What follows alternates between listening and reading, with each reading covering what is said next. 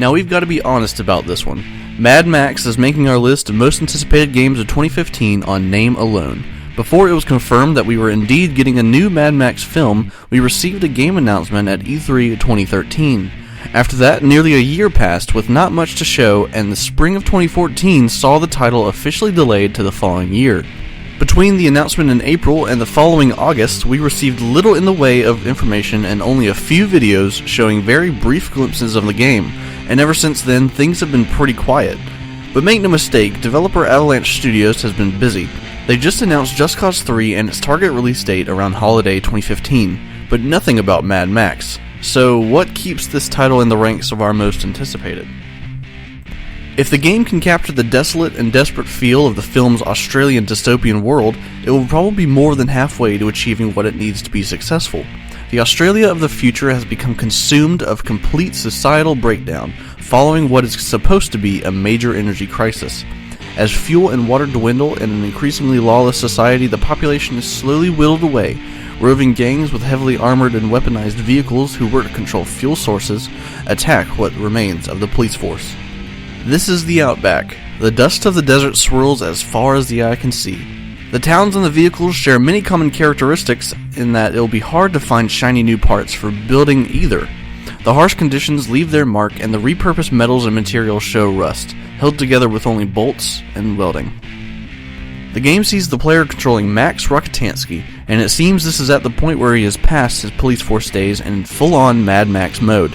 Fear not, Max has a new vehicle to patrol the massive wastes and battle the gangs.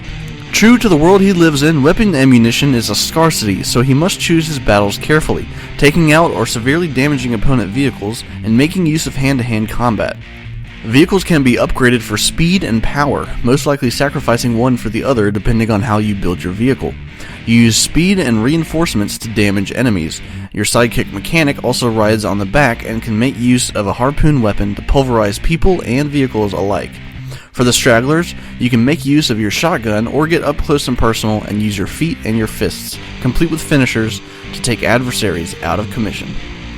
Obviously, there will be quests utilizing these mechanics, which Max will use to acquire the resources to upgrade his vehicle and weapons. How all of these things fit exactly within the narrative remains to be seen, as we know little of the story. The developers have shared that Max's prized vehicle, the Interceptor, has been taken, which is why building a new one is a big part of the game. We don't know if the goal here is to retrieve the car or simply to use the new one to exact revenge on the thieves.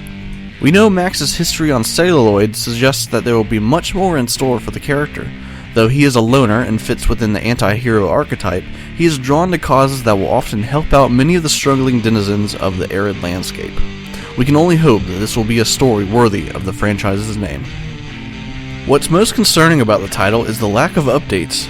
Delays don't necessarily have to mean something is wrong with the game or that cancellation is imminent, but more often than not, a delay means trouble.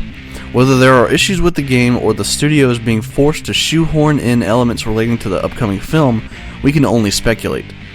It could just mean that they are taking extra time to get the title to a place where it fulfills the high standards of the film franchise and the fans' expectations.